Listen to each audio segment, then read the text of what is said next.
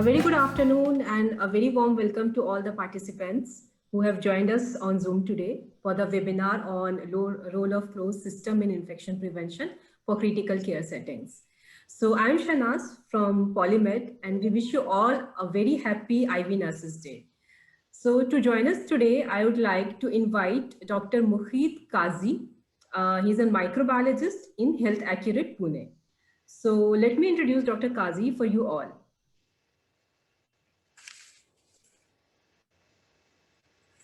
So Dr. Mohammad Muhit Kazi, he's a microbiologist in Health Accurate Diagnostic Pune. He has done his PhD in microbiology, medical microbiology from BJGMS Pune. He is currently working as an associate professor at Singhar Dental College and Hospital Pune and as a microbiologist in Health Accurate Diagnostic Pune. So in past, he has worked with reputed hospitals, including Sahyadri Specialty Hospital, Pune, Nobel Hospital, Pune as an infection control coordinator, as well as a microbiologist. So he has published more than 20 research papers in the field of infection control, education tools for teaching, learning methods, oral infection, etc. And also in past, he has collaborated with Dr. Victor Daniel Rosenthal, who is a founder and chairman in INICC, that is International Nosocomial Infection Control Consortium, for a joint projects in infection control. So I invite Dr. Kazi to take the session forward. Thank you so much, Shanaz ma'am. At the outset, I would really like to thank Arjit Guha sir, Shahnaz ma'am, and the entire team of Polymed for arranging such a nice platform for Tune into Health. I like this tagline also, Tune into Health. This is very appealing to me also. And today's topic is for the webinar is the role of closed system in infection prevention for critical care settings. Before I should introduce you to the various panelists today who are going to speak in their respective topics about their respective topics.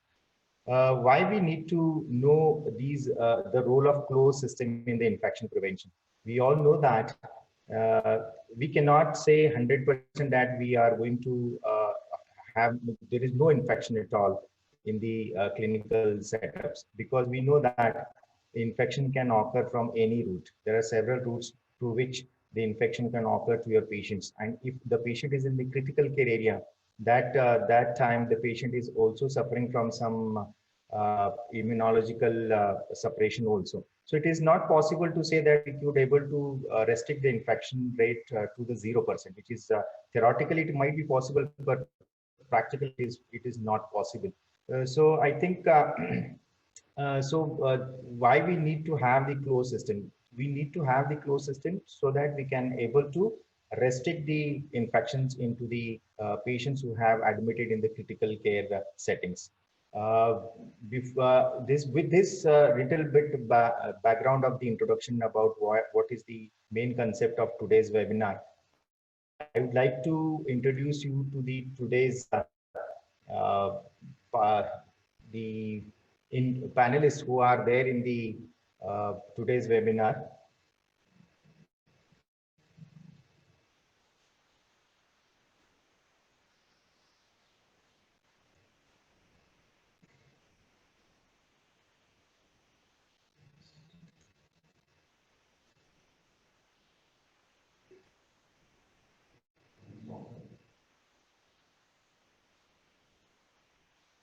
Okay, our first panelist is Jessica D'Souza, madam, who is the Chief Nursing Officer.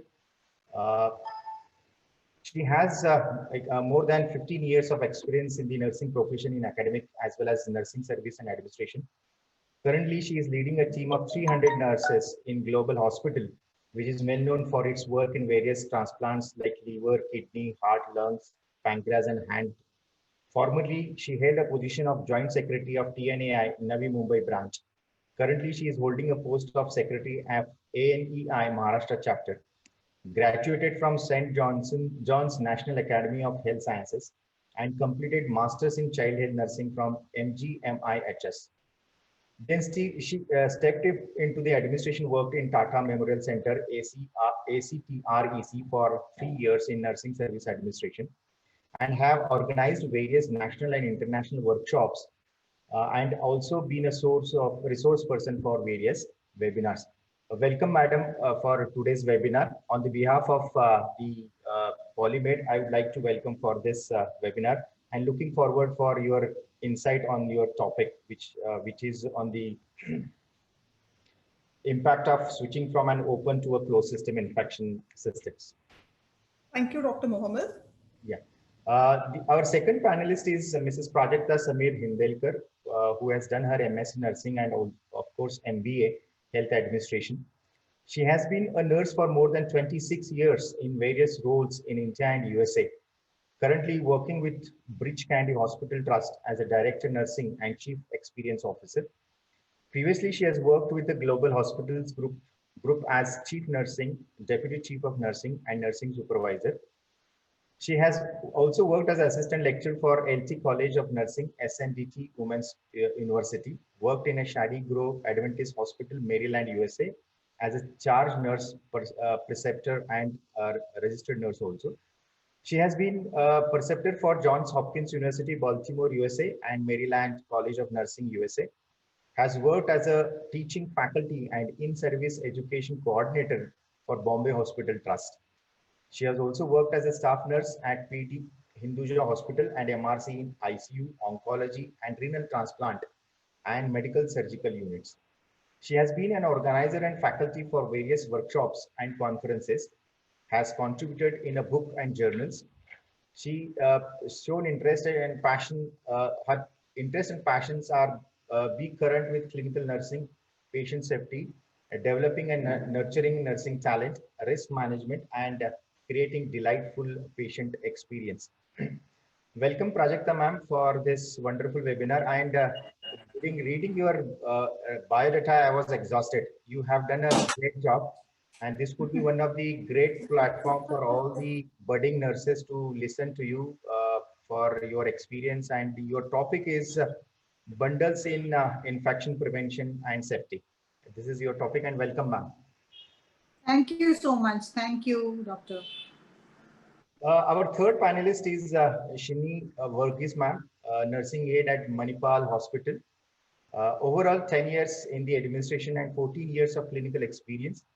Previously, she has worked with the Manipal Hospital, Malleshwaram as assistant nursing superintendent and different role in Austin Medical Solution, Pranav Hospital, Wokhard Hospital, Holsworth Memorial Hospital, Mysore, and her achievements include successful completion of NABH certification of the hospital, nursing excellence certification of the hospital, NABH certification to assess SHCOs, successful recertification of ISO 9004-2008, member of the trainer to train the in-house employee, Drona initiative, AGILE certified in-house managerial training program, accelerated growth initiate for leadership excellence, PG DBA Healthcare Administration, PG Diploma in Laws and Hospital Administration, and MBA in the Human Resource.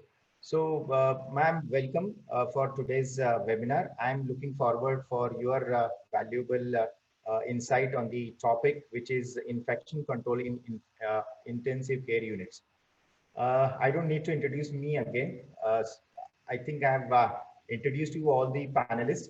And now may I request the Jessica D'Souza ma'am to start the presentation on impact of switching from an open to a closed system in infection systems. Sir, before that, can we go for an audience poll? Yeah, Shehnaz ma'am, that was the actually thing. We audience attendees, you are supposed to answer the questions which will be posted by Shehnaz ma'am right now. And this questionnaire is prepared to know how much you know as a pre-test before webinar. And of course, after listening to these eminent speakers, you will be able to answer majority of them 100%. I'm 100% sure about it. So Shehnaz ma'am, can I request you to please go ahead with the questionnaires? Yes, sir. Yeah, please.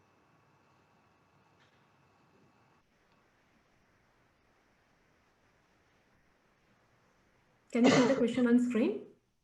Yeah.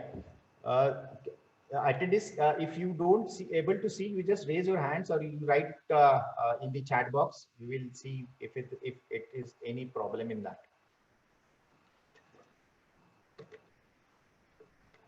Ma'am, how much time you are giving for each question? 20 seconds. Yeah, fine. They just have to click, right? Okay, that's great. They have answered. Yes. Next. I think next. I have to close or you will be closing? So I'll do it. Oh.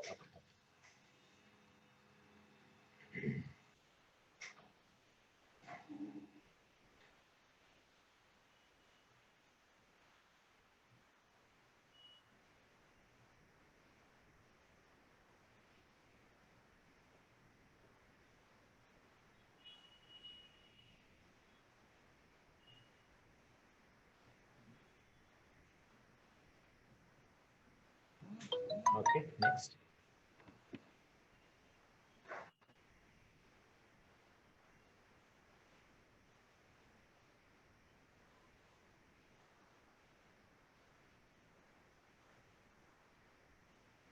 Participants will get 20 seconds to vote.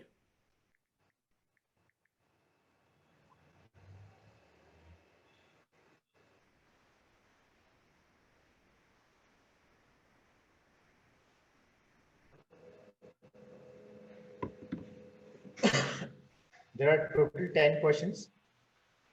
And this is the third question it was.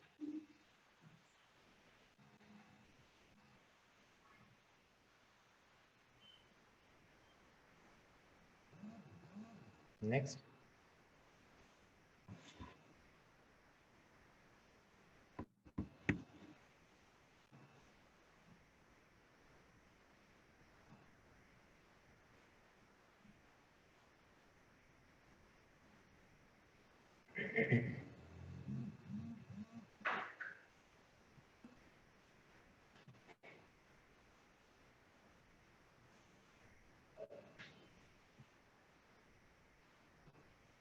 Next.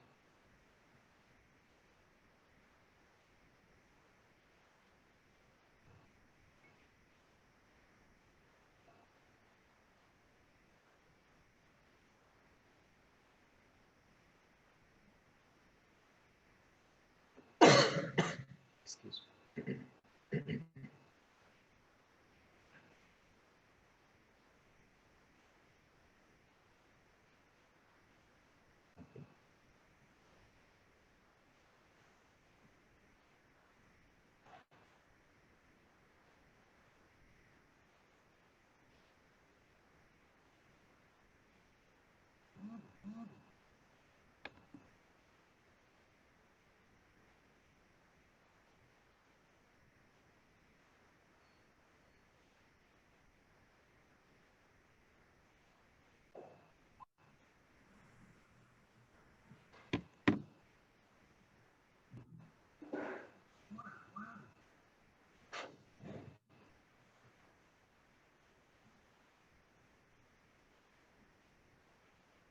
Question 7.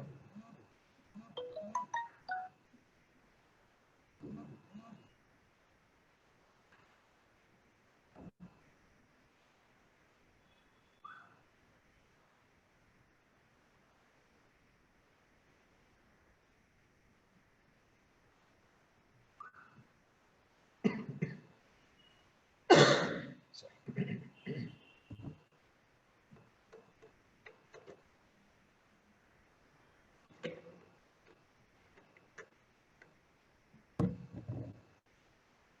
Question number 8.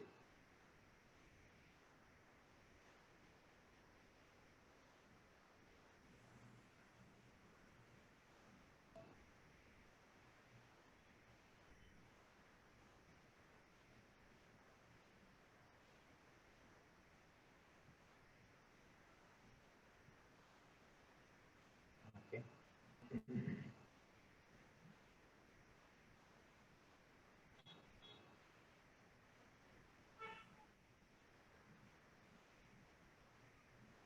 Question number 9.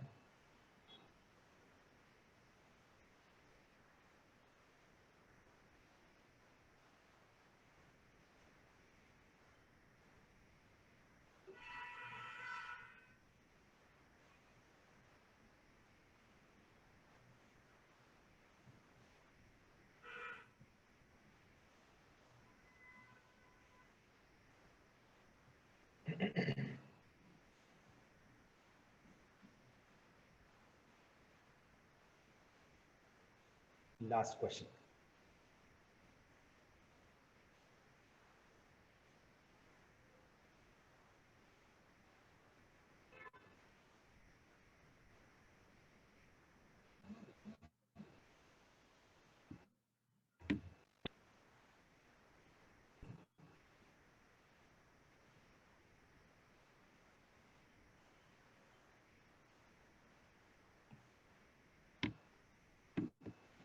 Yeah, sir, we are done.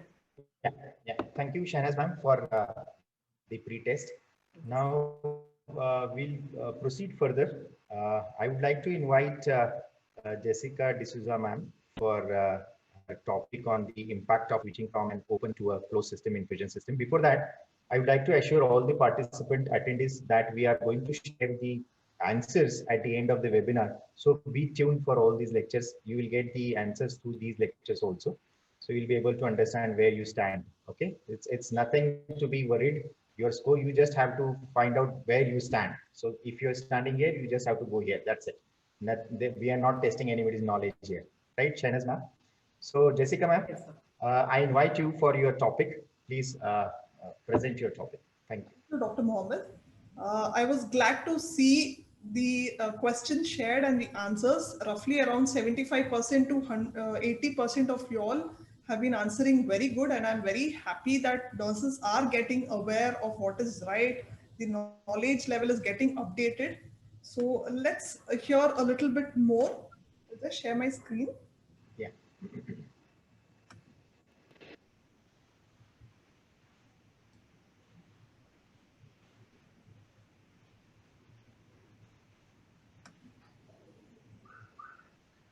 Good afternoon, everyone, and a warm welcome. For now, I am seeing around 193 participants. A warm welcome to each of you all on behalf of myself from Global Hospital as well as from Polymed.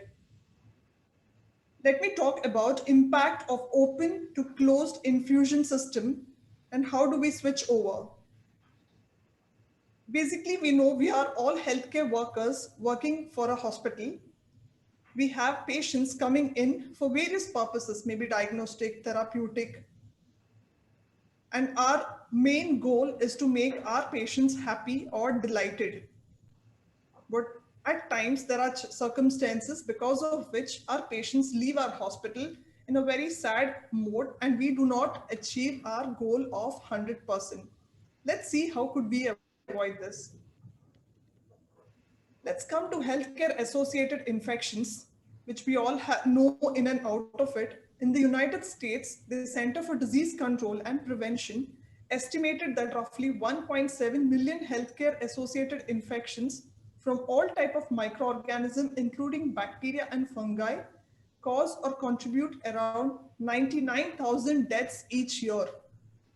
It may be due to severe pneumonia, urinary tract or bloodstream. So do not forget this number, 99,000 deaths each year are due to healthcare associated infections.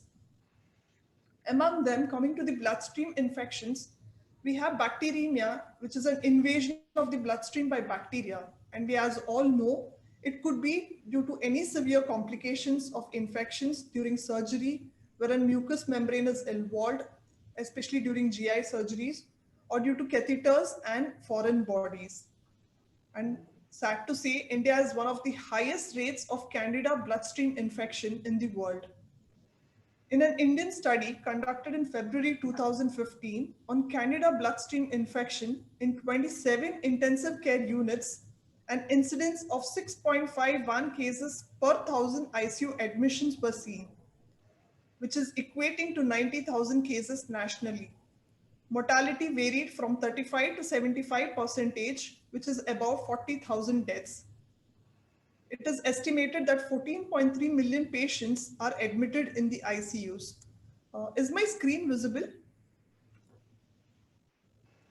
Yes, ma'am. Yes. Let me proceed.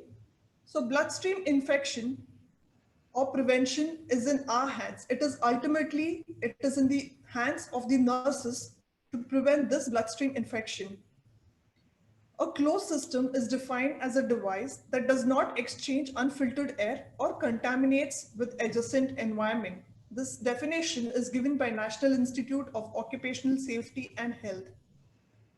A closed intravenous medication delivery system is complete integrated system of intravenous drug preparation and administration in the clinical setting. So this entire system where we consider a closed intravenous medication delivery system.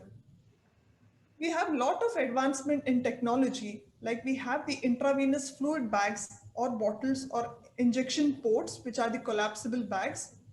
We have IV sets with filters in chambers, and we have air vents. We have pre-filled drug infusers, diluent connectors, pre-mixed intravenous drugs, volumetric infusion pumps, as well as Q site for injection ports. So technology has reached to such a level that we have a lot of devices because of which a closed system could be maintained.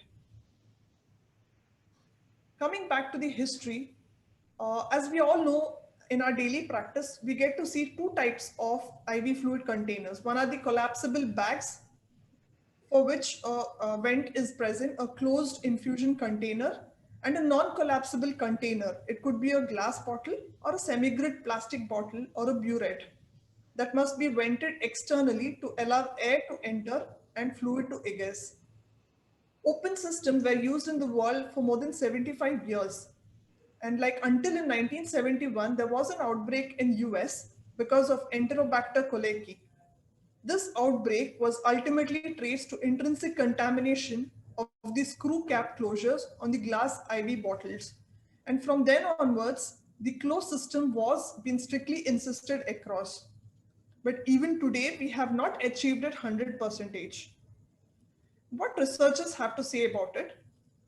There are multiple studies, if we research through on this closed system infusion IV usage.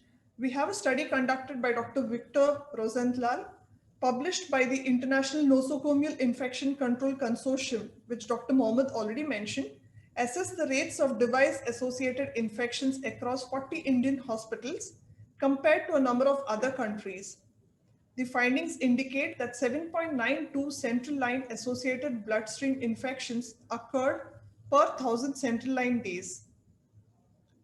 A study conducted in 4 countries that switched from an open infusion container to a closed infusion container observed that incidence of CLABSIs decreased from an overall rate of 10.1 infections per 1,000 central line days in an open infusion system to 3.3 infections per 1,000 central line days in closed. So we had dropped down from 10.1 to 3.3. A prospective study time series cohort trial was undertaken in adult patients admitted to 4 level 3 ICUs who had a CVC in place for at least 24 hours. Rates and cost of CVC associated bloodstream infection during a period of active surveillance with an open system were compared to rates and cost after switching to a closed system. Adoption of a closed infusion system in 4 ICUs of 3 Mexican hospitals resulted in significant reduction in bloodstream infection rates and costs, with a saving of 190 ICU days and rupees 15 crores for ICU per year. I'm sure there are various nurses attending this session, and there are a lot of HIC nurses also. Though we say that this technology, what we are currently using may be expensive, these products are expensive, but they are much, much better to save the lives of the patient and indirectly reducing the cost to the patient. There are certain challenges faced because of the closed system. First of all is the knowledge. Most of us in the country, especially maybe in a metropolitan city, people are aware of technology, people may be aware of closed system, but when we reach out to rural areas, certain outskirts where the healthcare accessibility is still poor, there is lack of awareness among people regarding the benefits of closed system. Second one is the skill, where lack of skills on usage of newer products, maybe the usage of a drug mixer, the usage of an air vent port. There are places, there are hospitals where they may be still piercing a needle, puncturing the bottle when there is air bubble in it for air to get evacuated. Third is the attitude. Each one of us need to accept the change. There are a lot of advancement in healthcare industry. what we had studied in nursing over years before, every year there are newer products coming in, there is newer technology, there is newer improvement in healthcare to improve the quality of care, ultimate goal for better patient satisfaction and better patient outcome. Accepting to these changes is a little difficult. To change our traditional practices is a little difficult, but accepting and changing and keeping away negligence would surely make a big difference. A few takeaway points which everyone should remember. Though we insist a lot on closed system, hand hygiene will of course play a very, very important role, which we never forget. Say yes to closed system at all times. It should start from like insertion of a IV cannula peripheral line up to administration and discontinuation. Prefer collapsible IV bags and injection ports where we do not have to puncture the IV fluid bottle. IV set with air vent is preferred, so the air covered can come out of it. A peripheral line or a CVAD hub closure is required. We could go in for a Q site, which is preferred, so that administration of injection would be easy. If cap available, to be strictly kept closed at all times when a fluid is not on flow. Clean the hub with alcohol swab before and after administering injection or infusion. This is a CDC preferred guideline that before we administer any injection, as well as after we administer, we clean the hub with alcohol swab. If you all think that why should we clean this hub after the administer, there can be a few sediments or crystals around the hub after administering the injection, because of which it could further lead into infection. While disconnecting IV set, ensure it does not get contaminated with surfaces around. You ensure you seal it well. Do not puncture IV infusion bottles with needles, which is a very wrong practice. I'm sure most of you all would have stopped using this practice, but at times we have a tendency when nobody is looking around, when there's IV fluid not flowing in and the patient has been reminding you again and again that kindly adjust this fluid not going.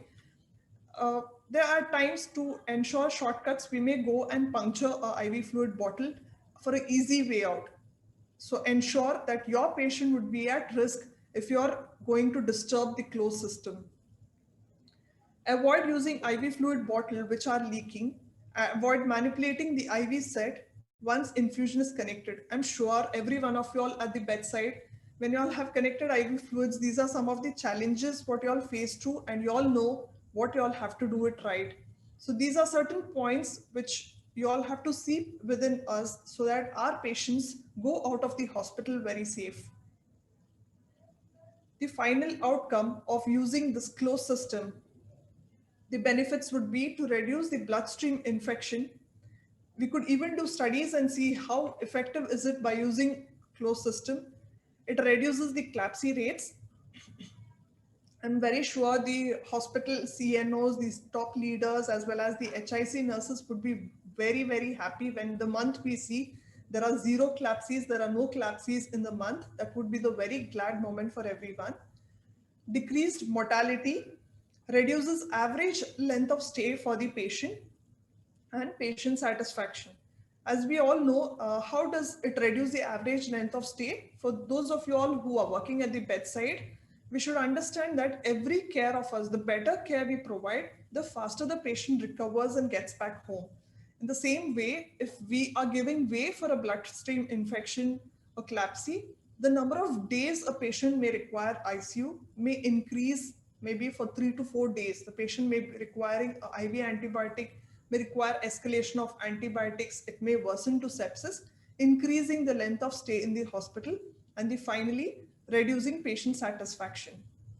That is one side of the benefits of the closed system. The other side, coming to the cost aspect, it overall reduces the cost to the patient. If a patient is free from infection, that naturally reduces the cost to the patient, as well as it reduces the cost to the hospital. And the patient will be leaving the hospital with a good patient experience.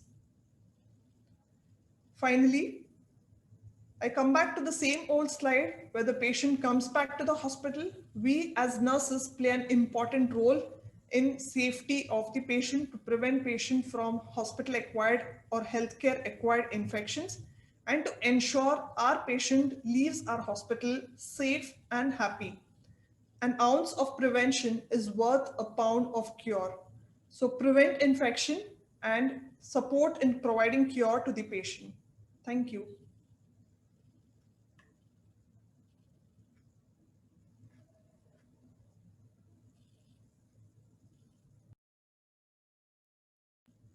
Over to you, Dr. Mohammed.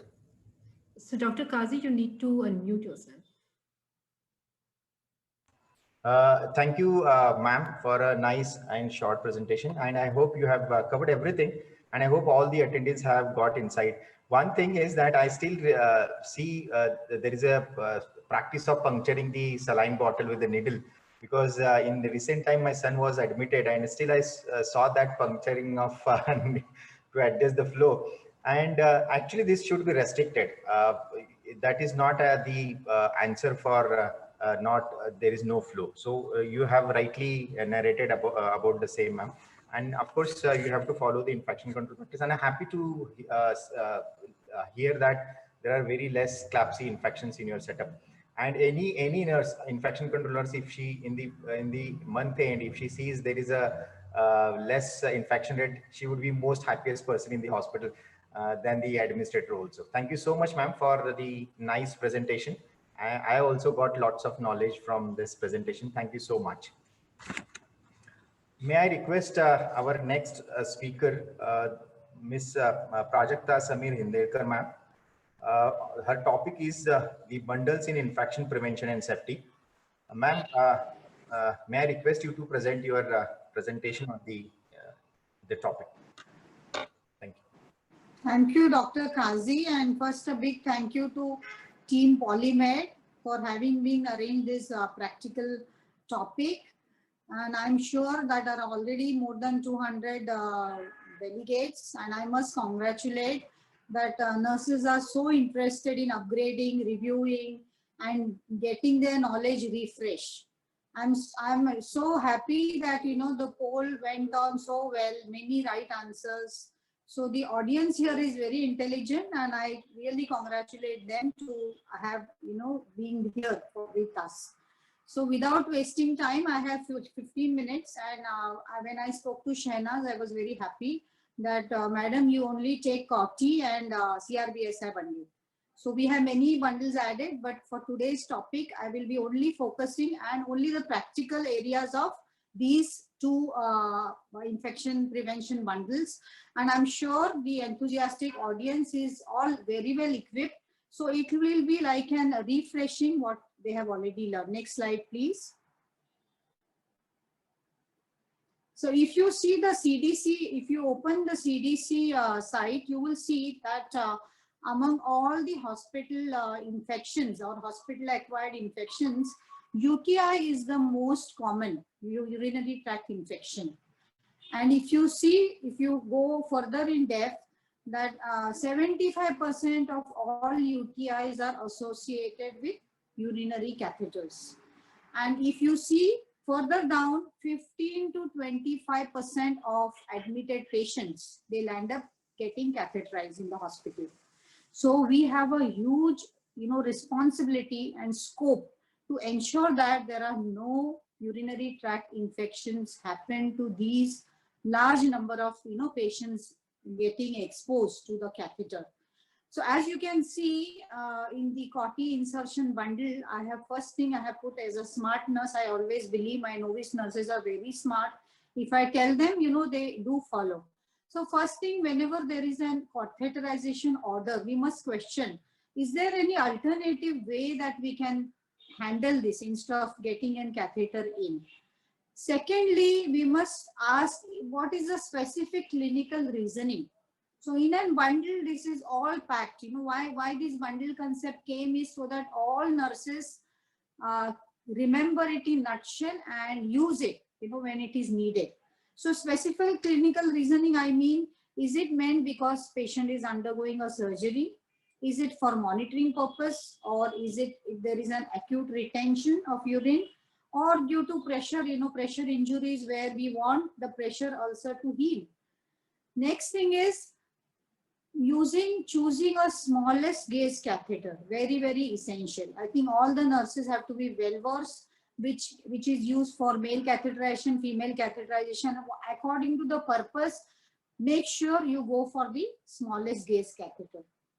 Now, also what we see in our place, when we say insertion bundle, we see whether the healthcare professional, the nurse who is doing catheterization, doctor who is doing, whether he is properly trained and he's been supervised by the trained person. Now, here the practical take is, my abroad experience, we always had 2 nurses earmarked. I worked in a 35-bedded unit in the, in US. So we had 2 experts. So it works when you have specialized nurses every shift, even we can try in our setup. So that way the experts go in for catheterization, and anything, any injury which can happen during insertion, mechanical injury which can turn into infection later, it can be prevented. Next thing is about asepsis. I think number 1 here is your hand hygiene as a part of this bundle. Secondly, wearing an sterile apron or gown, making sure sterile gloves are used, there is no compromise. Meatus cleaning is absolutely done in a very scientific way that we have learned. I think this particular meatal cleaning, nursing students, we learn in first year. Again, we learn when we learn the procedure, it has to be followed the way we have been taught. And simple normal saline and sterile water is enough. And also maintaining asepsis throughout the procedure. If you have prepared a trolley for your catheterization, make sure the trolley surface is also clean.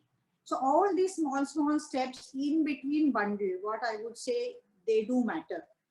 Then next thing is about use of sterile single-use lubricant. I think they have been very long, very length studies being done, because when I learned nursing, we had a common lubricant which we use from the dressing trolley for catheterization. But now the single-use lubricant for single patient use is what is recommended to prevent any clotting.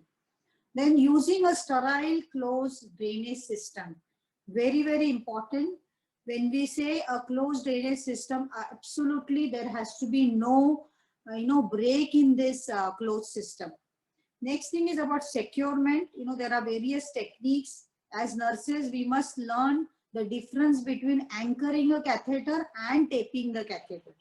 Anchoring ensures that your, the catheter is well fixed to the thigh or, whichever side, depending on whether it's a female patient or male patient. The securement has to be absolutely ensuring that there is zero traction.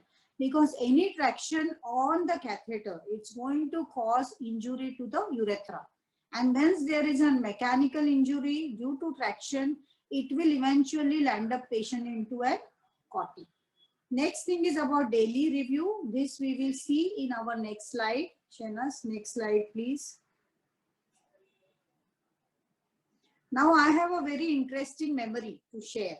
When we say maintenance, okay? Now the hospital where I worked few years ago, suddenly we have a lot of patients getting clotting, and there were spot audits done. And the one reason, even CDC, if you open the site, you see the reason for clotting in a patient with catheter is when you keep the catheter longer, prolonged duration without justifying the need. So in my unit, when it was found that many patients were landing up with clotting, increasing the cost, then the insurance was refusing to pay. So our CNO immediately told our clinical manager that you empower your nurses. If there is no justified need, if there is no documentation that catheter to continue, they can simply remove the catheter. And the admitting and the consultant who is taking care of that patient is supposed to come back. There is no questioning to the nurse. This is the only way we can prevent, the prolonged use of catheter without justifying the need. So I think such empowerment is very, very important as a part of our daily round, daily assessment. When the consultants come on our round, we must review, we must question that how long or is there a need for catheter now, and immediately get it removed. I think this is the only way, single way, important way we can prevent clotting. Next is even matching the purpose. You may have a catheter, but what are the various purposes? Maybe beginning when you had a catheter, the purpose was, there were two purposes, or, certain need that was there. But then if it is not needed, which can be managed, again, you should always go for it, questioning the consultant, questioning the, or, admitting, the doctor who's caring for the patient, and get the catheter removed. Type of catheter also, the maintenance differs. Now, securement, I think every time you assess your patient, you are supposed to check the securement. There may be other drains which may be, causing your secure the anchor catheter come out, and there should not be even a slightest chance of any movement which can cause direct traction on the catheter. Now, sterile closed system, very important that we have to instruct people, that this is maintained each and every time patient is moved or any activity that is done with patient. No disconnection, then unobstructed urine flow, very, very important. Now, particularly to the collection bag, I think here I have few things to share. When you say position, all of us know it has to be below bladder. Yes. Now, you have to ensure that this is even followed during transport, during mobilization, and there has to be absolutely no compromise. I see that when patients are transferred, the bag is left in between the legs, which is actually a big no. Also, the emptying of the bag, we have to make sure that when it is less than 7, I think I'm on the same previous slide, Shehnaz. Bag has to be emptied when it is 75% or less. So here we have to plan those who are on dialysis. Shehnaz, I'm not on, I'm still on the slide number 3. Please. It's on previous slide, please. No, previous slide. Previous slide, please. This one, ma'am?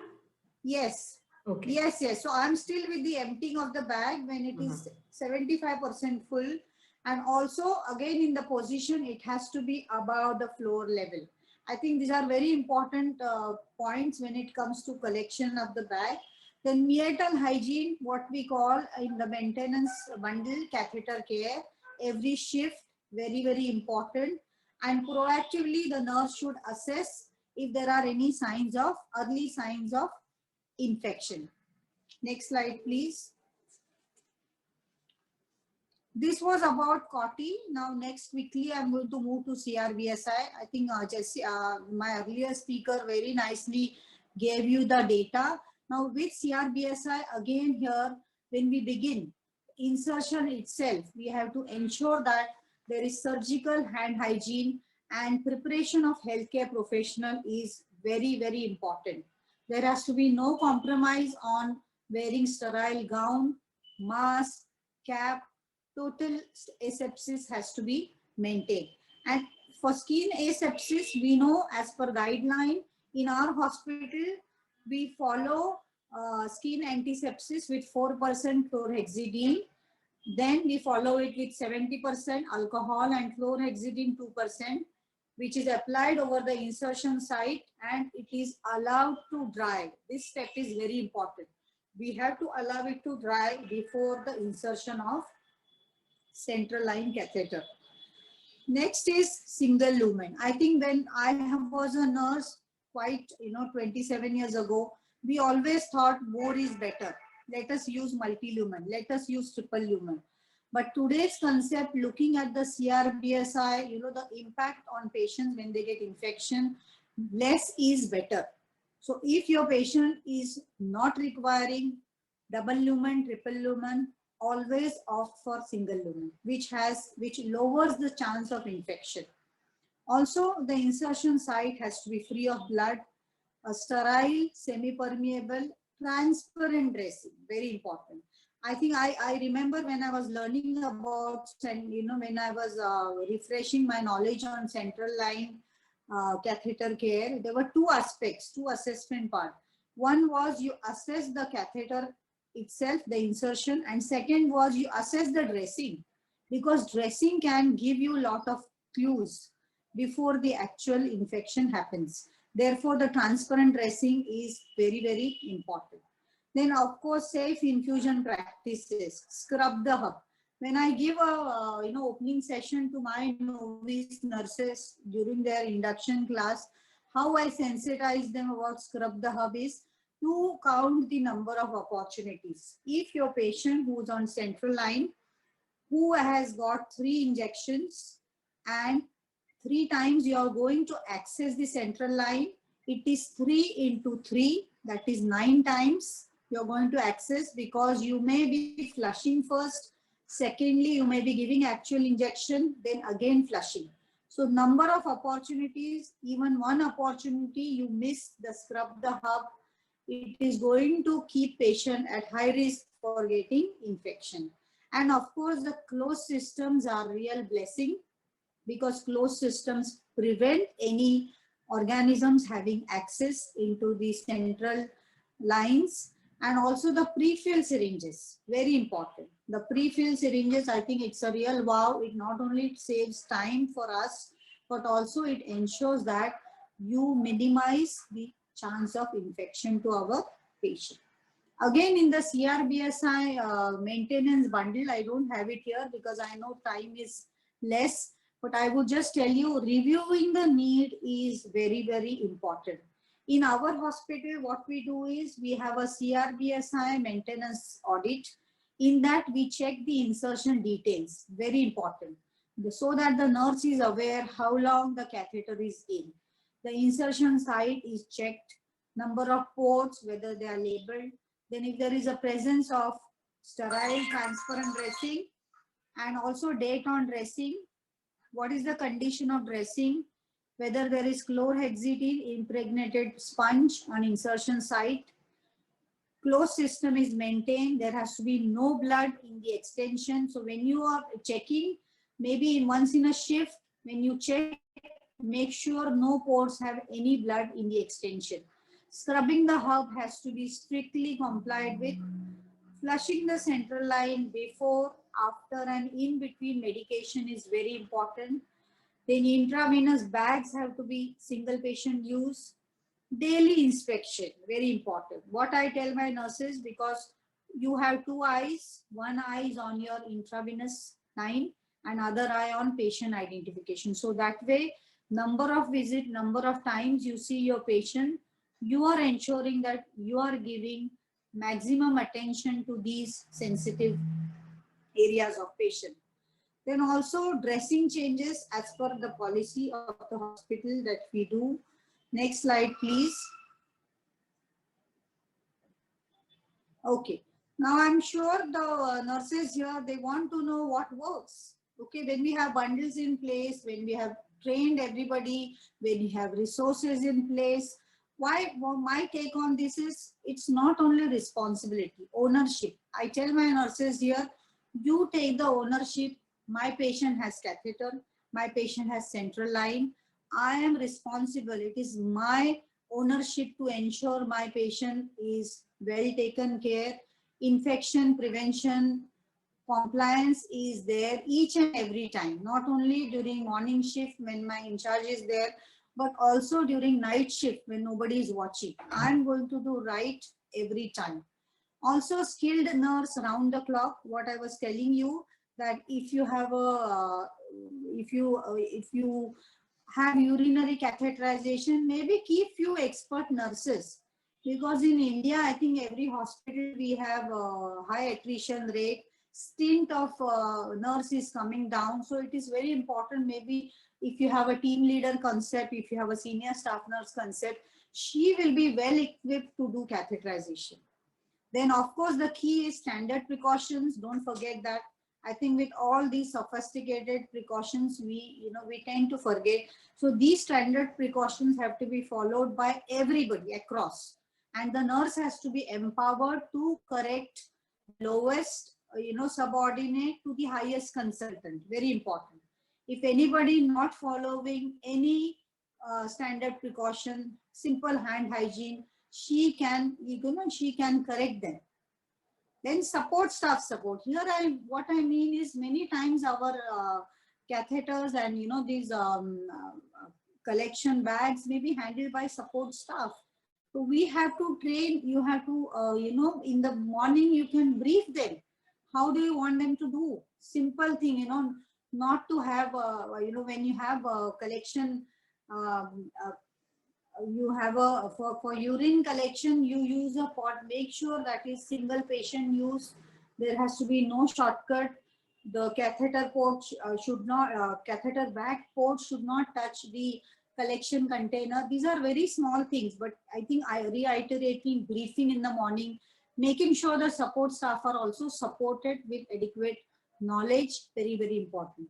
Then care during transport and movement, it's a teamwork because single nurse may not be involved. So all the others have to be very sensitive with catheters as well as with whatever devices patient is. So you're not only looking at infection prevention, but also safety. No line should come out, no catheter should get pulled, and proactive assessment. I think all my nurses, they should know what are the early signs, what you can spot patient getting an 40. All that has to be picked up at an early stage and reported so that, proactively we can send an urine routine. I think this, we should not require an order. An empowered nurse should be able to do it and should be able to pinpoint that, yes, my patient may be, getting an UTI and it's a time that I remove or change the catheter. I think that was my take on these two bundles. I hope I have done justice to the time that was given to me. And thank you very much. Thank you so much, madam, for your in detail description about the bundles, which are very essential. If you follow these bundles, you will be able to restrict the infection rates below the benchmark. I would like to call upon the Shini madam for giving her talk on the topic of infection control in the intensive care units. So Shini ma'am, please present your topic. Thank you.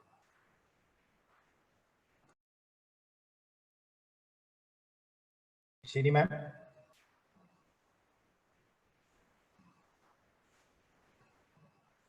Hello. Shini madam. Shahnaz madam. Yeah, sir. I'm just. Yeah. Okay. Yes, I am. I'm sharing it now. Yeah.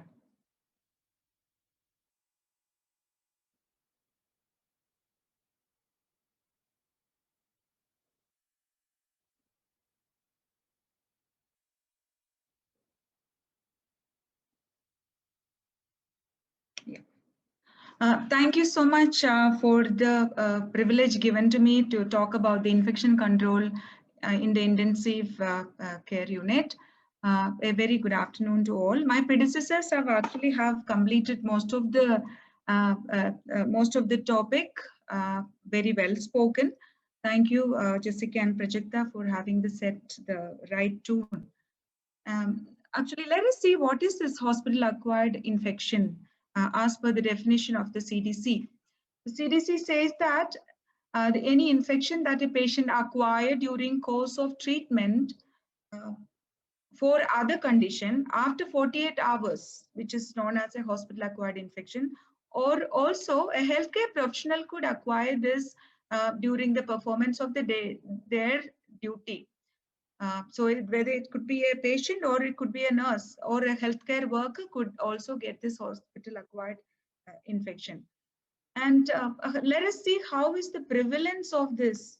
What is the prevalence of hospital-acquired infection? So if you are admitted in a hospital, you have 5 to 25 chance of contracting a hospital-acquired infection. So what are the kind of infections? What are the hospital-acquired infections classifications? So hospital-acquired infections are classified as urinary tract infection, which is the most commonly acquired infection.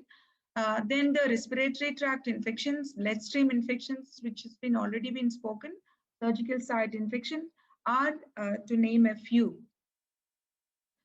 Infection control in the ICU. As we know that the infection the intensive care unit or the ICU of the hospital has always been where the most vulnerable patients are kept. ICU-acquired infections account for substantial morbidity, mortality, and cost of care. Improving infection prevention and control in critical care acts as a catalyst for improvement of the rest of the hospital's infection control as well. And healthcare workers treating these patients are literally hold life and death in their hands. That is a great, tremendous knowledge and awareness, what we need to always keep in our mind. And when we look into the risk factors, presence of underlying comorbid conditions like diabetes, renal failure, malignancies predisposes patient to colonization and infection with multi-drug resistant bacteria, ascribing to their poor or compromised immune status. And presence of indwelling devices like centrovenous catheters, Foley's catheters, and endotracheal tubes, which also bypasses the natural host defense mechanism, and these serves also as a portal of entry to the many pathogens. Continuing the risk factors, frequent manipulations and contact with healthcare workers, usually who's also caring for many other patients, infected patients in the ICUs. And hands are the vehicle for transfer of pathogens from patient to patient. Long hospital costs prior to the ICU admissions, more, and that results again in the exposure of more antibiotic to the patient, which also again compromise the immune system of the patient. So how do we improve or prevent these infections? 4 distinct areas stand out as particular area of concentration. If we focus these 4 categories, 4 areas, I think we can more or less we can control and we can prevent these infections. First of all, it is prevent the contact transfer from and also improve the surface cleaning, prevent device related infections, and improve the hand hygiene compliances. So always the base stands the same. The basics, the foundation, if it is strong, the building can have a strong existence, right? The foundations. What are the hand hygiene compliance, the 5 moments? It may sound very simple, but this contribute, this actually, all the 5 moments are very foundational, and we need to practice them. Be it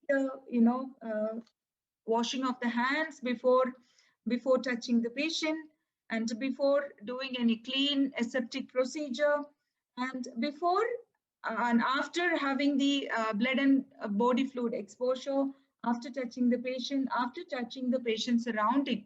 This is the foundational principle, and which has to be without faltering, we need to have it practiced to enable the improve the adherence to the hand hygiene compliances. And here I have a few stories to share with you. Here, this patient's baby was born very prematurely. She was progressing very well in the neonatal intensive care unit until this baby contracted with her CRBSI. Here, his father had an open heart surgery. Surgery went well, but later patient dies at the nursing home due to an MRSA superbug, MRSA wound infection that developed after surgery. And here, this patient's sister contracted a Clostridium difficile after giving birth and had to, she has lived with his unbearable infection through 6 months of relapse. Here again, a patient who had cancer got another hepatitis C infection due to an unsafe injection.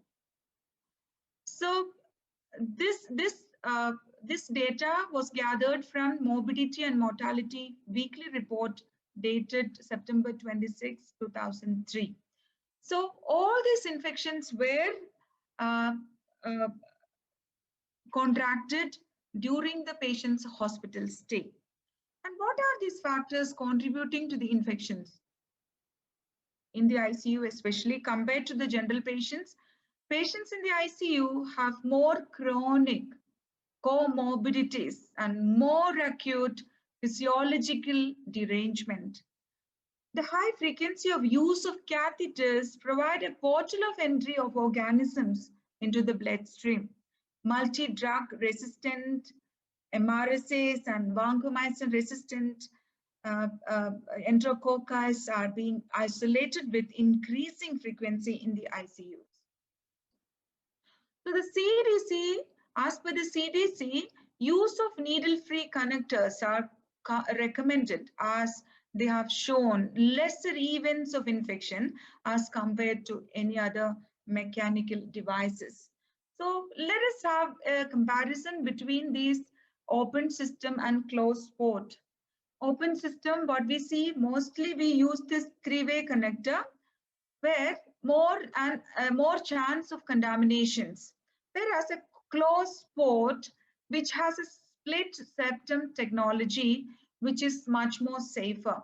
And this three-way connector, open system where the cap can be misplaced. And this is the commonest observation I'm sure everyone will agree with. Here the closed port, no cap is required, which has a tight silicone seal. And again we go back to the three-way connector, surface cannot be cleaned. And where we have to access many times with these connectors, again transferring the infections. Whereas in the closed port, it is a closed system with a flat surface, we can effectively disinfect. Like we can rub the hub, and effectively we can ensure the disinfection of the hub. Again, three-way connector is not compatible with the lipophilic drugs, whereas the closed port is compatible with lipophilic drugs and solutions. And here again going back to the three-way connector, pressure sustainability. Here only 65 pressure sustainability of infusions is ensured by the open system, whereas pressure sustainability up to 400 pressure sustainability per infusions. And also here the three-way connector, irregular fluid pathway, whereas the closed connectors has dedicated straight fluid pathway. And also lastly, if you see, the three-way connector also could cause the air entering into the system when we manipulate, resulting in the embolism and other complications to the patients. Whereas the closed connectors, because of the tight silicone seal, as we have mentioned earlier, there is no chance of air entry. So the small things matters a lot, and I'm glad that my predecessors also mentioned about this pricking into the IV bottle, where the air is, the infected air is entered into the system, causing infection to the patient. So what we need to do, the innovation, safety, and quality care. Every patient deserves this, and let us remember that every patient who comes into our hands, that patient is somebody's hope. So they need to be preserved. They need to be treated with utmost care. As nurses, we being the advocates of each of our patients, we need to keep this in mind, that every patient's life needs to be preserved, needs to be treated with utmost care. Everything possible for ensuring safety of this patient, giving them a quality of care. We must be ensuring this, and every life need to be preserved. There is nothing can be compensated with life. Nothing can bring back a lost life. Nothing can bring back a lost life. So we need to keep that in mind when we take care of each and every one of our patients. And again, let me reiterate, prevention is better than cure. Yes, an ounce of prevention is worth a pound of cure. Thank you very much once again. Thank you. Thank you, madam, for your nice presentation. I hope all these lectures have added to the knowledge of all our attendees. There is one question from Erin, but I'll surely take Erin this question at the end, and I'll finish it off within 5 to 7 minutes. Don't worry. So my talk will be in limited because these are the people who are working in the field and they know better than me. I'm a microbiologist, but I would like to share my presentation also, which is on the evidence-based practices. You have already known about me without introducing myself. So I have narrated few specific learning objectives for today's topic. All the attendees at the end of this webinar shall be able to know the importance of hospital-acquired infections due to the vascular access devices. And they should be able to know the basic mechanisms and predisposing factors of VAD infections. And they should be able to know the list of most commonly encountered microorganisms in causing the infections due to these devices. And also they should be able to know how to prevent these infections. Majority of the learning objectives have been covered by all the eminent speakers, but I'll be just again narrating to, I'm just touching about these specific learning objectives. So if we go to the introduction of the topic, the infection we all know is the most challenging and life-threatening complication of vascular access, and it causes significant morbidity, loss of access, and mortality. So it is very essential to take care of your patient, not to introduce to the hospital-acquired infections. If the patient is admitted as a community-acquired infection, we should not be giving as one free on the another infection. Ek pe ek free. You cannot do like that in the medical setup. So infections account for approximately 15 to 36% of all deaths in the dialysis patients. I'm just taking this as an example. The second leading cause after cardiovascular events, and for about 20% of the admissions. Several studies demonstrate a hierarchy of infection risk from the temporary catheter, tunneled cuffed catheter, arteriovenous grafts, and to arteriovenous fistula in the decreasing order. So why do we need to have these vascular devices? Vascular devices are a common and important part of clinical practice for the administration of parenteral fluids, nutrients, medications, and blood products. In addition, they also provide a route to monitor the hemodynamic status of the client. And over the last 2 decades, vascular access device technology has advanced. And Polymed is one of the major company who has invented lots of the devices which are closed systems. And there are new treatment available are emerging for having these closed systems. These changes bring with them the desire to support the best practice to provide more effective vascular access care. How do infections occur? There are 3 elements must be present for an infection to occur: from a source and to host. Of course, these 2 are important. Source, we all, or even a patient, infected patient, and the host, the other patients. So a source of germ that is likely having a bacteria or viruses. Now we all know viruses, the pandemic which is caused by this coronavirus, that can also transmit from one patient to another patient. That can also be transmitted from one source to the patient. A susceptible host. This is very important. Why I'm saying this susceptible host? Today we are talking about the closed systems in the critical care units, and we know that these patients are susceptible because their immune response is at the lower level. So that is why they are one of the important what you can say, a person who can get the infection easily.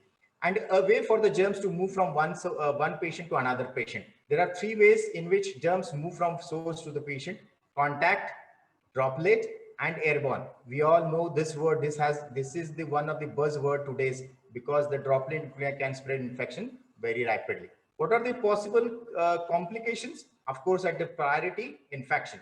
Then the rest of the complications are also there. I have taken few pictures from the net actually. How I don't have to tell this in detail to all of you because you have experienced these complications due to vascular access devices. This is the example of phlebitis. This is the extravasation. This is now what is the role of the person who is taking care of the patient? Basically, the nursing staff. Your role in the contact transmission. I have just again taken one example from a dialysis patient A to the dialysis patient B. During dialysis, infection can be spread by contact. How? From the healthcare care workers. Again, during this pandemic, we have heard one of the simplest cost-effective method of infection prevention, hand hygiene. And we know there are 7 steps. All of you should follow that cost-effective infection prevention practices to curtail, to restrict the infection from one patient to the another patient. So we are the culprit. All healthcare workers are the culprit if we don't follow the hand hygiene practices. What are the predisposing factors? There are several predisposing factors, which includes host, from the host, which could be one of the impaired host immunity. This is very important. If the host immune response is at the lower level, of course, any infection can lead to, I mean, any organism can lead to hospital-acquired infections. The poor personal hygiene, the occlusive dressing, or the Staphylococcus aureus, which is there in the nasal cavity.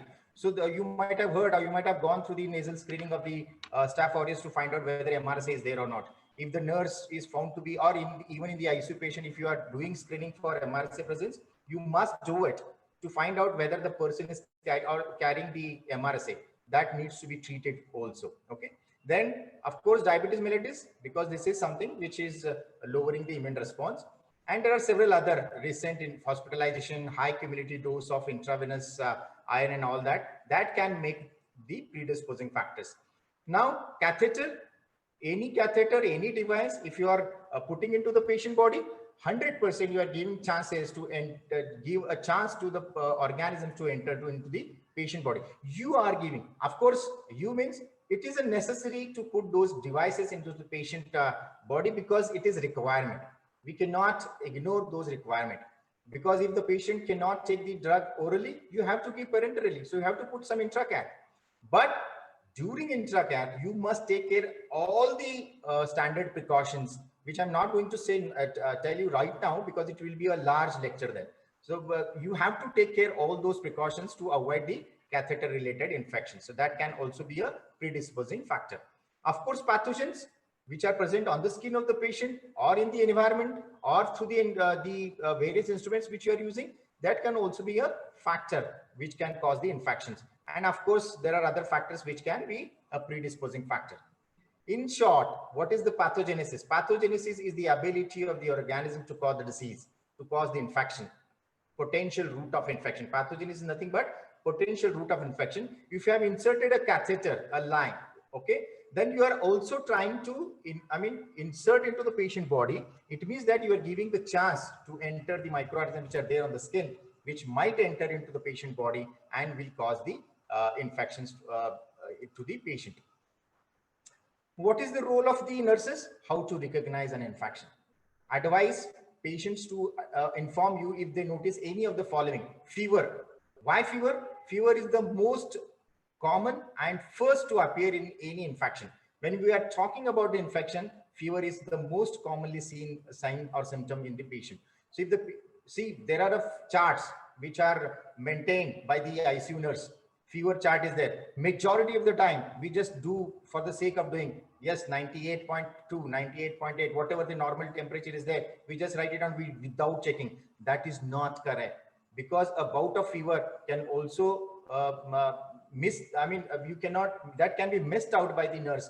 But you have to ask your patient, have you had a bout of fever? Are you now suffering from fever? Check by yourself with the thermometer. So this is very essential. Fever is very essential in all other evidences. Then you can also see the access site for swollen, bulging, redness, warm, and this is very important. If you see the little amount pus or little bit amount of some redness, you can see, or even the pain can give you the clue. Then that give you the cue to find out, yes, it could be a possibility because of the infections. Remember, infections of the vascular access site can be a life-threatening. So we are not here to kill the patient. We are here to save the patient. If we are doing, we are inserting the infections to the patient, then we will be able to increase the risk of the patient. Okay. What should be the desired outcome? Desired clinical goal is positive client outcomes as evidenced by completion of therapy, absence of complications, and client satisfaction with the care delivery. This should be our outcome. Even if you are using any device and which is mandatory to insert into the patient body, but this should be your goal, and this should be very clear in everybody's mind that my patient should not extend his or her stay, should not suffer from the hospital acquired infections. So how do we do that? That is why we have this webinar, to use the closed system. And what are the closed system? All the three eminent speakers have already told you how to go about those closed systems. These are the list, and this is not the only organism which causes the hospital acquired infections. The most commonly reported positive pathogens, Coagulus negative Staphylococcus, because this is mostly skin contaminant. Then Staphylococcus aureus, Enterococci, Candida species. Madam was saying the Candida bloodstream infections are increasing in our country, which is worrisome. Okay, and then of course majority of the infections are caused by gram-negative bacilli. And in this Staphylococcus aureus, methicillin resistant Staphylococcus aureus, one of the faculty has narrated about this Staphylococcus aureus, which is methicillin resistant, and that can be called as a superbug because this is resistant to majority of the antibiotics which we use to treat the patient. Okay, this is something which you can type on the Google. Why I'm showing this slide, because we have worked with the INICC, that is International Nosocomial Infection Control Consortium, when I was working in the Noble Hospital. And these are the few publications which we have published in the joint venture with the INICC. But this is the third article which we have, even Madam was talking about the increased rate of catheter associated urinary tract infection. This, you call it as a COUTI. The very buzzword in the nursing staff, COUTI. This is nothing but the catheter associated urinary tract infection. And this I have published in one of the clinical microbiology. You can see it is open access. You can go and check these articles to gain the more knowledge about the this thing. So I have just narrated few articles for all of you. This was the first article, and you can see here 4.9 per 1,000 central line infections have been seen. Then in the catheter associated infection, it is 5.5. Frequency of resistant Pseudomonas isolates. Why I have taken this Pseudomonas isolates? Because this is the most common contaminant in the disinfectant. These organisms grow better in the disinfectant. So you should send your disinfectant solution at least once in a week to check whether these organisms have grown in those disinfectant. Disinfectant purpose is to kill the microorganism, but this is so notorious that it will grow in those disinfectant solutions. And you can see it is resistant to amikacin, which is the drug of choice, and 42.8% versus 10%, and imipenem 42.4% versus 26.1%. Klebsiella pneumoniae resistant to ceftazidime, again 71.2% versus 28.8%. Like this. So what I mean to say that there are lots of multi-drug organisms which are there in these patients who had gone under the various insertion of devices. Okay. This is the another article.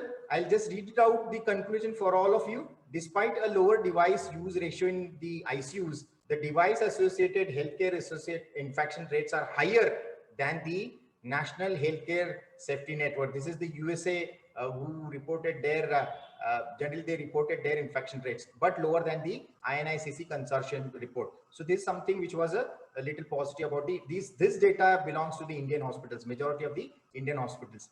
Of course, this is one of the another article which was published latest in the 2020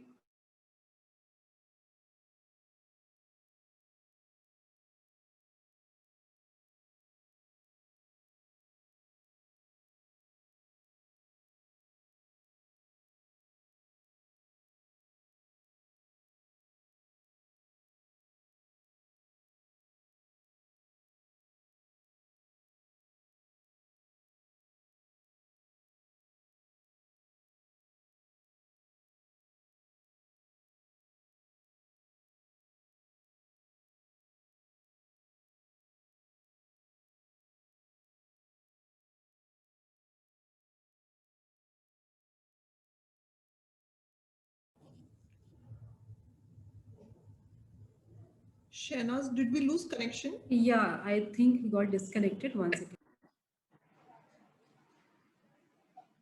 I think there is a question from delegates to be, what is the proactive assessment for CRBSI? Are we going to have question answer session, Shahnaz?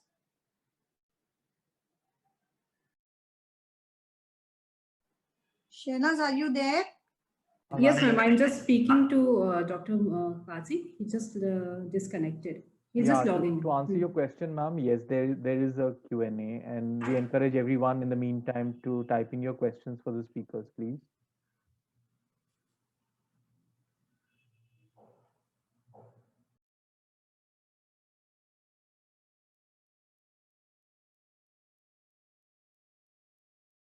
So by then, if we can just start with the results of the polling, sir, Dr. Guha.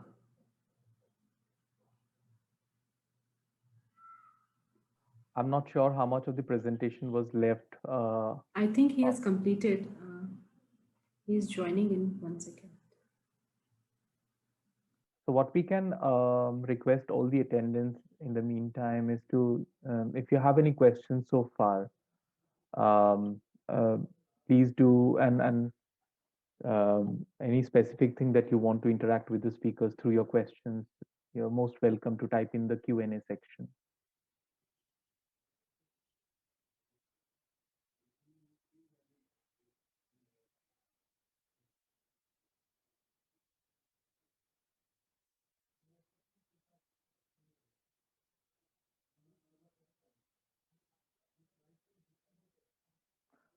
All right, Shahnaz, in the interest of time, what we can do, we can show the polling results for a discussion, Yes, sir. and then allow the speakers to pitch in, according to the area that they covered today. Yes, sir. Hello. Yeah, please share the slides, Shahnaz.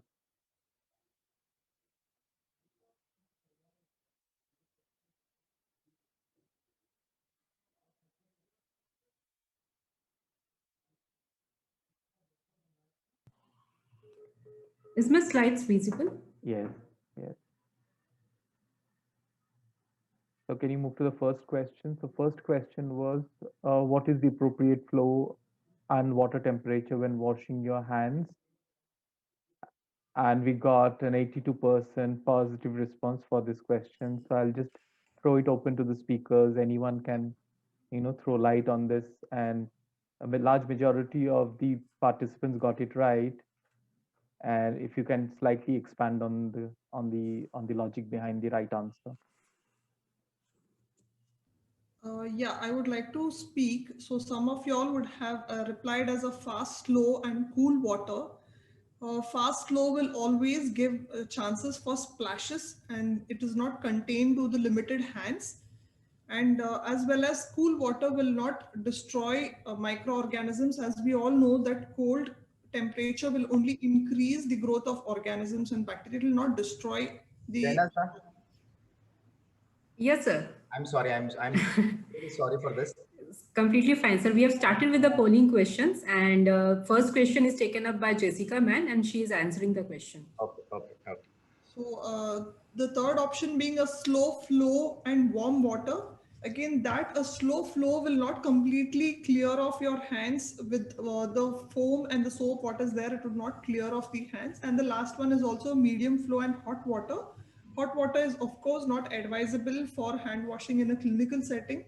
It could lead to injuries and harm. So the right answer is a medium flow and warm water is best suitable for water temperature when washing your hands. Okay. Shall I continue now? Yes, sir. Yeah, So I'm moving to the second question. Yeah, over to you, sir. Yeah. Please use share. I want to share my screen. Shahnaz, ma'am?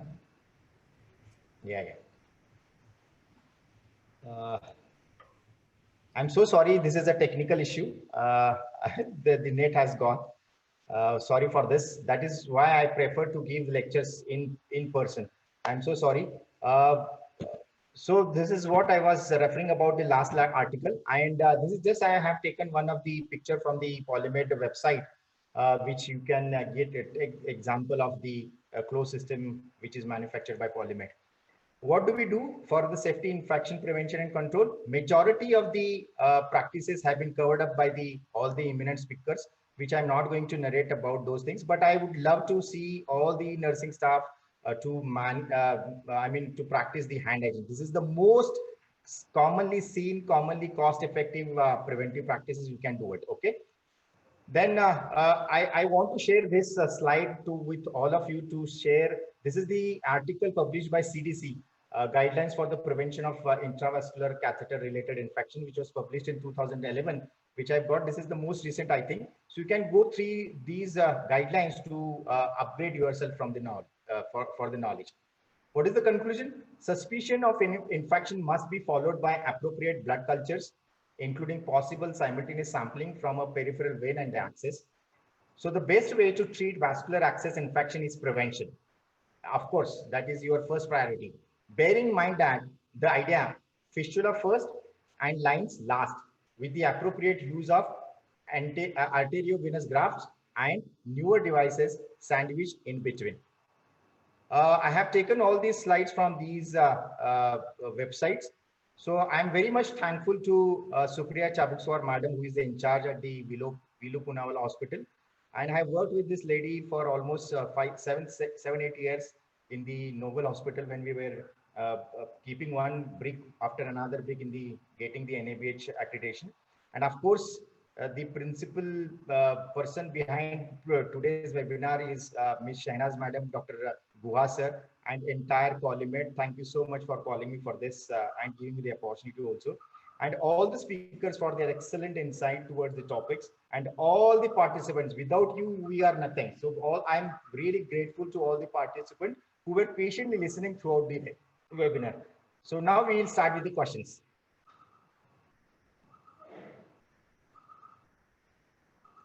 Right, sir. Yeah. Okay. Over to you, Shahnaz ma'am. Okay, before.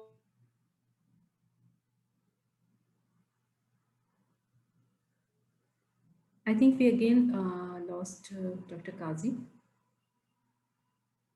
Dr. Kazi, can you hear me?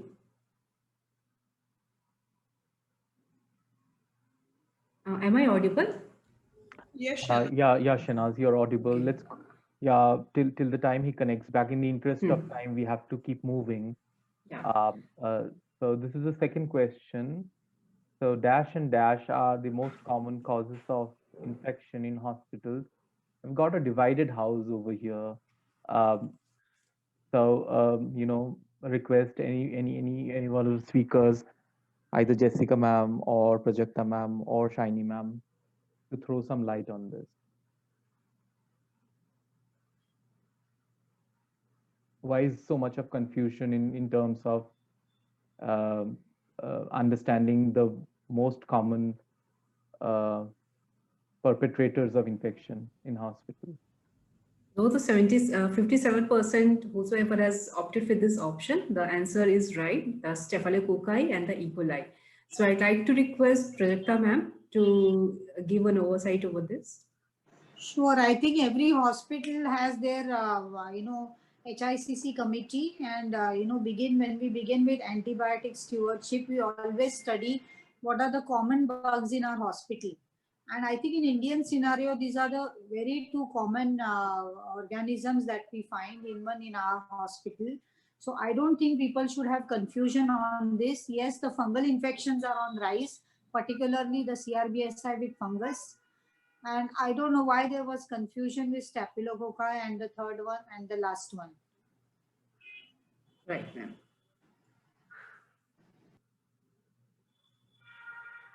So the next question, thank you, Prajakta ma'am, for that clarity. I think the audience would take note of it and not get confused again. The next question was, DASH is the most important, most commonly. I think this I had said in my presentation when I gave them CDC data. Yeah. I said among all the infections, 75% are COTI. Yes. So I Yes. think still there is a confusion, respiratory tract infection. I think the delegates, they should go with the latest data. What is, on all the, where there is a data pool, they always talk about COUTI, and there is a huge potential to bring this down. As nurses, I think we have to be very sensitive that COUTI is something our ownership day in and out. When I told them the data, also 15 to 25%, patients can land up getting a catheter. So it is in our hands. Maybe the next pool of data should say that COUTI is being controlled and nurses really have put in their efforts. Absolutely. Absolutely. Thank you. I think this poll was taken in the beginning, so I'm sure that the audience would have taken note during your presentation as well. The fourth question was, what is the purpose of catheter flushing? And we saw 60% agreeing that to assess the catheter function, to maintain the patency of the catheter, and to prevent contact between incompatible medications.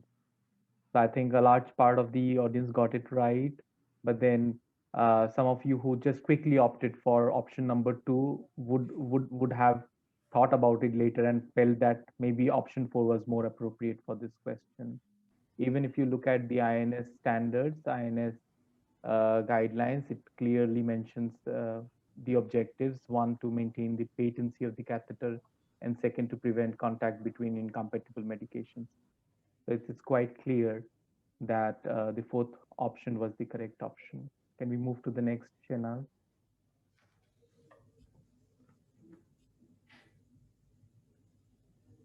Push-pause pulsatile technique is used for what?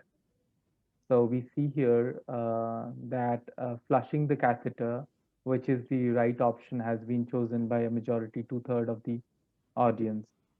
So I think this is quite an established technique, but we get to see a lot of opportunity for creating awareness.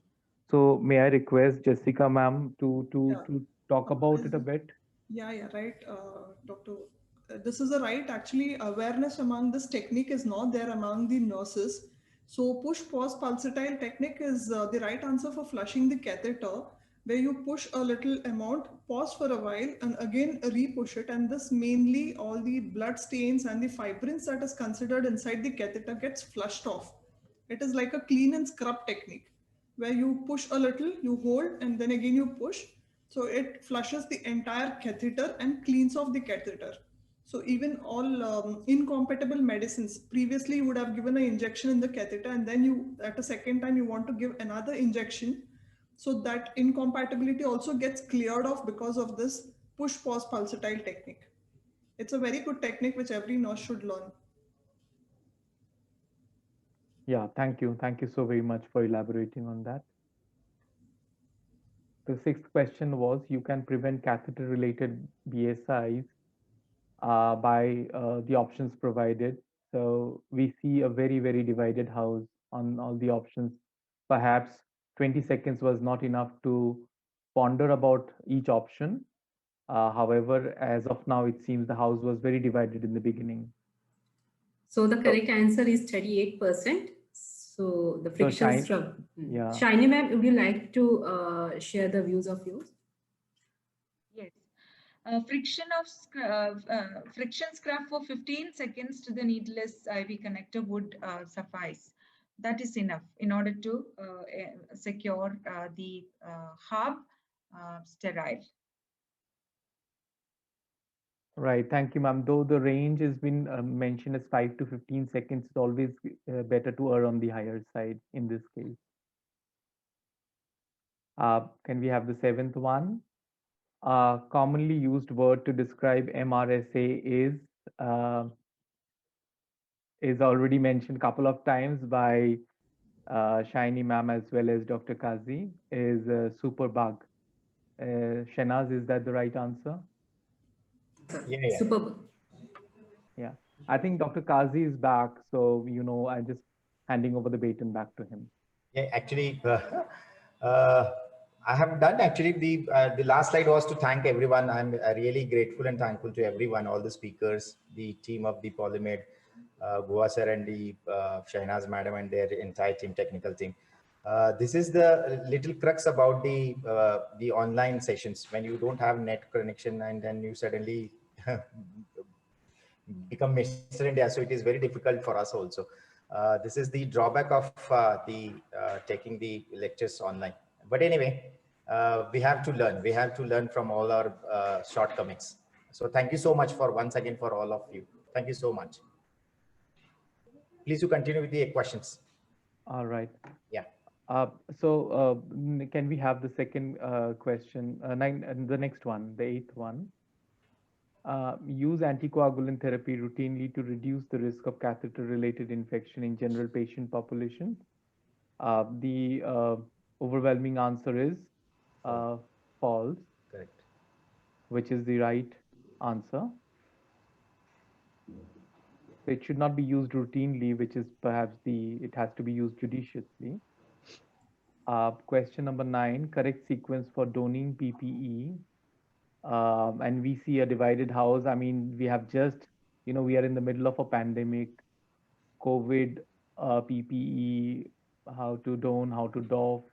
All these have been repeatedly discussed, but again, with this question, there was a bit of confusion. Prajakta ma'am, would you like to, come in and, again, reiterate the correct sequence, please? The right answer is D, that 39% has voted for this option. I think according to me, this could be a study because people, in and out we do it, still we don't know the sequence. So this is really a lesson, from this particular webinar. It has come up. It is so important to follow the correct technique, not only for donning, but doffing. It has to be absolutely clear in our mind. Yes. Otherwise, it's not going to help you. So I think the delegates must realize that why we should have first gown on, then the mask, face shield, and last is the gloves, because gloves have to even clear the gap between your gown and your hand. So this particular sequence is very important. In our place also, when we started with COVID, many people asked that how do we go about? So we had prepared a laminated sheet to help people. We had our various ways so that it reaches people how to don as well as doff with the PPE so that we have maximum benefit from it. So I'm sure the audience, delegates must take this message home because only 39% have got it right. There is a tussle between I wish that this is more than 80%. Second option and fourth option, there is a confusion, I think, probably. Yes, probably it's confusion, and I think our link nurses, ICNs should take this message home, that Correct, yes, correct. we really need Perfect. to reiterate and make sure the nurses know which is the correct way. Not only nurses, I think our support staff also, we have to ensure that we handhold them with this aspect. Yes. So this was the last question. Irritation caused by too high or too low pH can be minimized by, you can go for any of the options and all of them will work effectively. So all of the above is the right option. Correct. So selection of the right size of device, whether it's a catheter, whether it's a vascular catheter, whether it's a urinary catheter, selecting the right size for the right patient, it's an important consideration. Yes. That brings us to the end, I guess, Shahnaz. Yes, sir.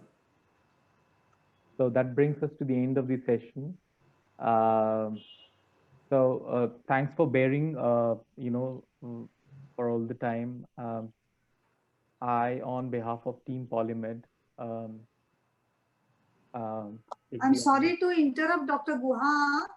I think there was one. Oh, there was one question. There was one question for you. I'm so sorry. And I must appreciate whoever has put that question because now nurses are really wanting to do proactive assessment. Because the time was short, I did not elaborate. The question was, what is the proactive assessment for prevention of CRBSI? So yes, any acute onset of fever, chills, any hypotension with no other apparent source of infection. We have to always, suspect there could be an CRBSI. Plus, it may take some time, inflammation and purulence at the site of the catheter. And I think in the last, this poll question, I would relate to this about flushing technique that we just saw. What could be the genesis of this flushing technique?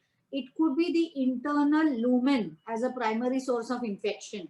If you see the data, the research tells us that it can be as short as 4 to 6 days. That is, the primary source could be the internal lumen catheter. I mean, internal lumen central venous catheter.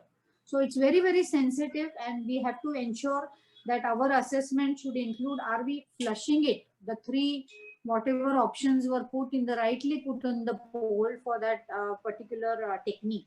And other things that we must remember, there could be infection due to catheters longer than 10 days. There could be an intraluminal biofilm, which will again give rise to, your WBC count will go high. So a young patient may have acute onset of fever. So this was regarding CRBSI. Just 2 minutes I will share. Recently, I had gone for one assessment in one hospital, and the intensivist there shared a very nice, very unique way how they are controlling the CRBSI in their hospital. What they have studied is they have retrospectively looked at all their CRBSI infections, and they have actually counted the day patients started with signs and symptoms. So they have started flagging. They have a pool of data for their own hospital, their own unit. Suppose in a unit maybe on 9th or 8th day for long-standing patient, infection sign was seen first. So they have something called as flagging.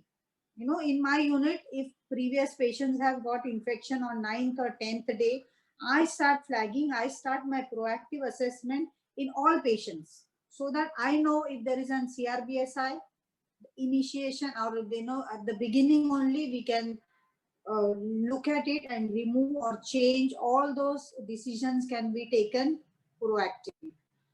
And I would also like to say, even for the COTY, you can have proactive assessment. You may have signs and symptoms of bacteriuria. There could be suprapubic tenderness, flank tenderness, and in elderly, you may have altered level of sensorium. So I think delegates can read more on this proactive assessment, because we don't want to wait for infection. We want to catch it, before it becomes florid infection. Thank you. You have to unmute yourself, Dr. Kazi. There are 2 more questions, Guha sir. Can we take them? Yeah, please go ahead. Okay, wait. There's one question asked by Pranoti Paul. What is the ideal dressing material for catheter care? And is it gauze piece or cotton balls? And then Purnima Gaude has asked, in a patient with sacral bed sore, Foley's is safe or diaper? I think probably any of our speaker can answer these questions in short, in one line, whether it is a gauze or a cotton ball. Ma'am, are you, Jessica ma'am, Prajakta ma'am, any one of you can answer that question. Shiny ma'am, you're also there? Shiny ma'am.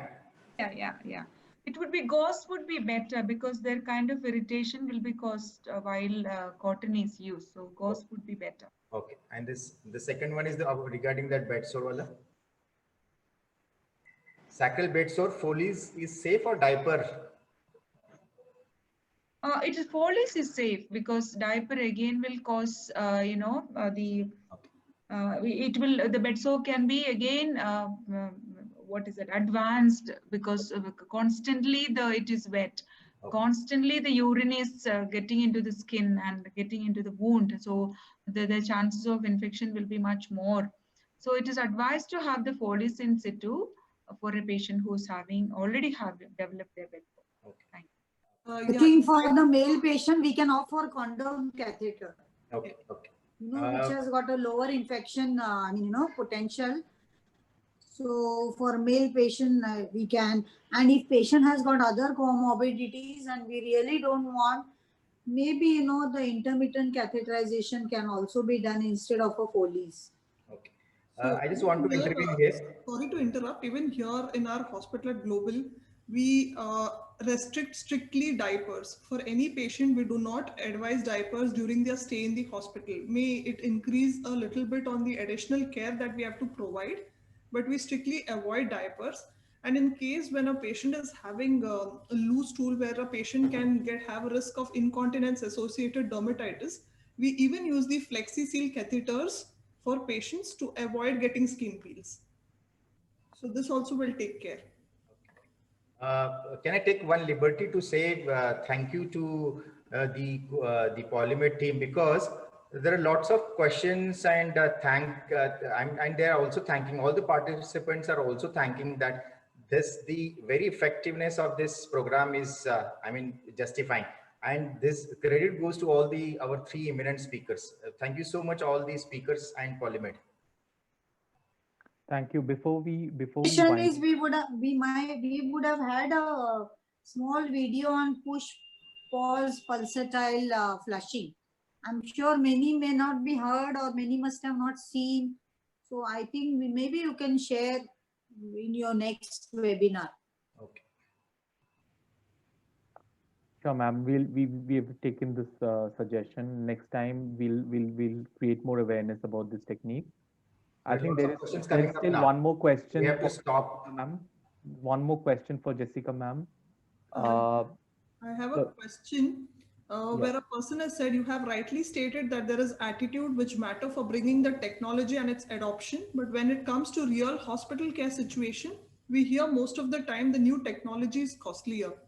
Does it really make a patient burden from 1 to 2 needle-free connector during 5 to 6 days, average stay of patient in hospital? Or does it matter of awareness and education for the healthcare provider and the patient? So this question is a very biased question. It depends on I agree, it is one of a challenge because outcome that we are going to come out, I feel it's better to invest on the prevention than later to face a hazard and then go for its cure. So at times it should be on the side of the nurses to understand and to justify, is it right to add on to a little cost to the patient for a safety of the patient. So it will make a big difference for a patient getting prevented into a healthcare associated infection. So we as advocates, as already Prajakta and Shaini ma'am had said, that we should be advocates for our patient to decide what is right. Correct. Okay. Thank you, ma'am. So that's all, I guess, for today. It has been a very long session. Thanks for patiently taking all those questions. And sorry for the delay which happened because of the technical glitch. On behalf of Team Polymed, I would like to extend my thanks to all these speakers today. So Jessica ma'am, to you for bringing about the point of how the awareness and adoption around closed systems in terms of the technology today. And the last question was more also about that, how do we balance cost versus a new technology, a new closed system technology. And the message was very clear from you that it depends. I mean, so you have to, as advocators, you have to decide in the best interest of the patient to give the patient the best and the safer alternative. We heard from Prajakta ma'am about how the practical tips of the insertion and maintenance of the COUTI and the CRBSI bundles. We also heard Shaini ma'am talk about the environment, the ICU, which talks about very, very sick patients, very vulnerable patients who have comorbidities, who are immunocompromised, who are receiving a lot of medications, who have multiple indwelling devices in different types of catheters and different types of lines. And more to compound the situation, they are in a very contaminated environment. We talk about different types of multi-resistant drugs, etc. So, and the focus here is that in this hostile environment, how do we ensure safety of the patient while the nursing care or the medical care is being provided? So really, really challenging aspect of the practice. And thanks to all the speakers for explaining each of these aspects so very clearly. I'm sure the delegates would have benefited a lot from the discussion. And also, I believe that the questions that came and the polling answer discussions that have happened also would have added more to the knowledge after the session today. I thank Dr. Kazi for moderating and taking out time for today's session, all the speakers for taking out time, and all the audience for staying throughout the length of the session and being with us throughout and listening to this important topic. We promise we stay committed from Polymedicure side that not only in terms of continued education, that we shall bring eminent speakers who have been there, done that, experienced, to be sharing their tips and tricks and wisdom with all of you. Polymed is also committed to bring to the market newer technologies in terms of closed systems for critically ill patients or otherwise, in terms of pre-filled syringes, in terms of needle-free connector devices, or IV sets with air vent and bacterial filters. So in terms of not only providing the platforms for education, but also providing the relevant technology around closed system devices, which can enhance the safety of the patients. So we stand committed. We thank all the speakers. We thank the moderator. We thank the audience. Thank you very much. Thank you, Team Polymed. Thank you. Thank you. Thank you so much. Thank you.